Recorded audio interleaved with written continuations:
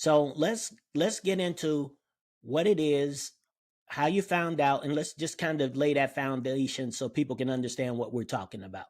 Okay, so I was diagnosed with a rare blood cancer. No one in my family has it. We've never heard of it before. I had never heard of it before. It was when I was a senior in college. I was at the age of 23. I was actually working on a bone marrow transplant unit, and the way that I found out was, yeah, I was working full time. I was going to school full time, but I was extremely tired. I was extremely fatigued. I had really red skin. Like I would take Okay. showers and my skin would be like really red and itchy after I got out of the shower.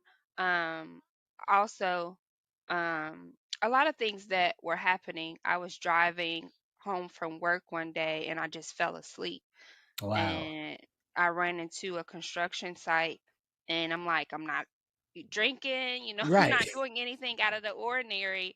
What is going on? So I actually went to an emergency room. A physician there had ran some labs and they had stated, because I was there for like some stomach pain. So I was thinking maybe it was related to that. And they Right. ran some labs and they said that they would be more concerned about my blood work. My hematocrit was elevated, and then my platelets, which is to clot your blood, was extremely high. So they were more concerned about Mhm. that than what was happening with my stomach. I didn't really think anything of it because, one, I wasn't, educated in that particular area. I'm thinking like maybe it's an infection, it'll go away. Right. Didn't go away, continued to have these stomach pains. So I went to a GI doctor. The GI doctor then reevaluated my labs and stated that he felt that I should go see a hematologist. He Wow. had he had pulled my labs and he did say that there was something going on with my stomach, but it wasn't any GI issues. He felt that my spleen was enlarged. So one of the symptoms of the disease that I was diagnosed with, which is called polycythemia vera, is an Wait a minute, say that enlarged again, kind of slower.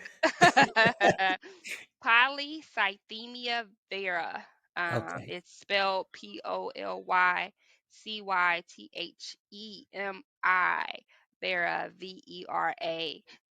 Listen, Wow. for me to prior to me experiencing this and never heard it a day in my life, even with me working on a bone marrow transplant unit at Children's Hospital, I've never heard of it.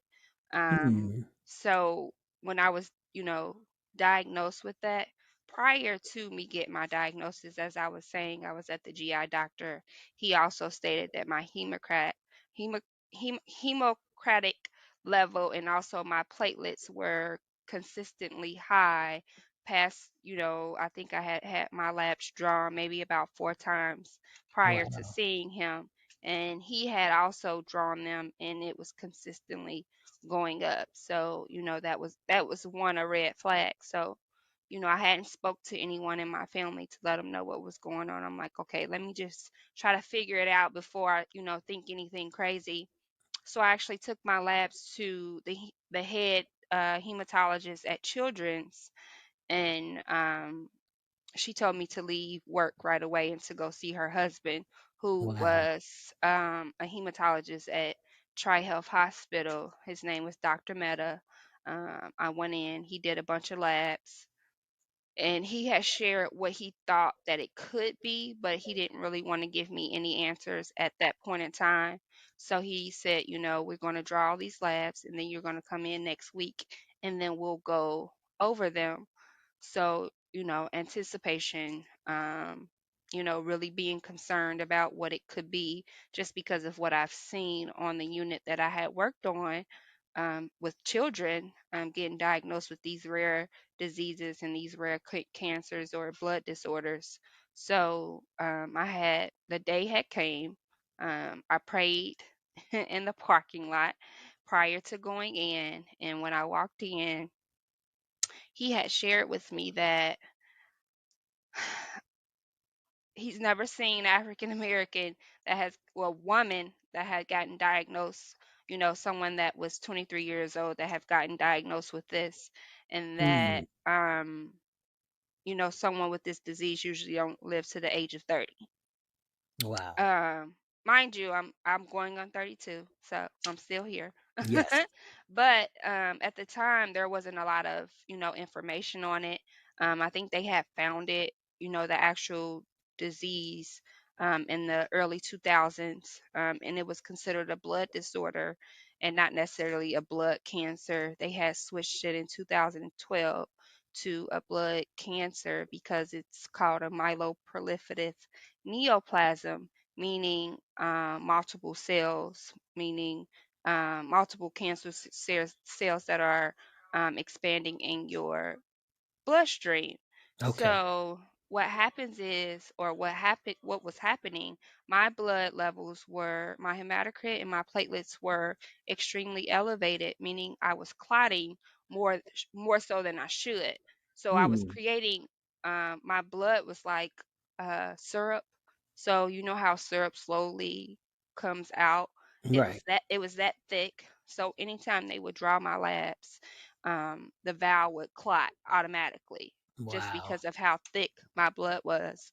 And the issues that they were concerned about were blood clots. So, my senior year of college is when I had my first TIA, which is a form of a stroke, or what they call is a small stroke or a mini stroke. And I had to learn how to walk all over again. But how I found out that this was happening, I was actually at home cleaning my house, vacuuming, and I just collapsed. Um, Mm. and I was able to call the ambulance. And when they, came and brought me into the emergency room, they had said it was a TIA. But I still had some issues on my right side where I couldn't feel anything. My right leg was numb. I couldn't feel anything. When I got up to try to walk, I wasn't able to walk.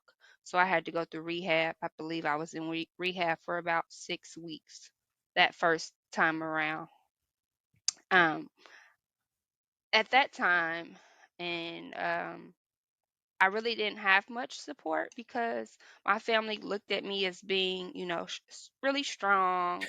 I've never really complained. If I ever went through any of these things, it was more so of, I'll get through it, we'll figure it out, and then I'll get back to my regular life. Like, it wasn't woe is me, Right. why did God give me this? And I wasn't expecting, any pity parties. It was just kind of like, this is a part of my journey, let's figure it out, let's keep it moving. And that's pretty much what was going on because, one, I was in my senior year of college, I was trying to graduate. So, I ended up getting a kidney infection, had to wear a urine bag while going to class. So it was a lot of things that were happening that first year of me being diagnosed. So So once you got that, what was your mindset? Because like you said, you're very resilient and you didn't want a pity party, but when was that reality moment for you? Like, man, something's really going on. um the reality moment was when I was in the room and the physician was, stating to me that I needed to make my bucket list. And, I kind of needed to, figure out what the next few years would look like because there's not much research behind treatment. And, I was like a walking, ticking time bomb.